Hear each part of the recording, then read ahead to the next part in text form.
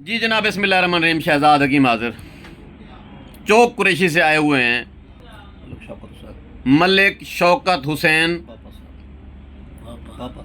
बापा जी पापा मलिक शौकत हुसैन बापा साहब फ्राम चौक कुरैशी। ये मुजफ्फरगढ़ दे उतू थी वेंदे।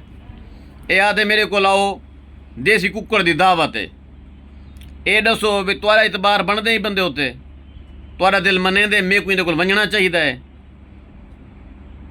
जरा एक गौर नाल देखो हाँ, इहदे कोल देसी कुकर वाली दावत वारे है।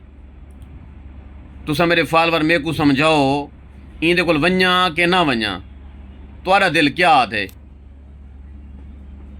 ये सिर्फ वोटिंग कराने वास्ते मैं वीडियो बनाई।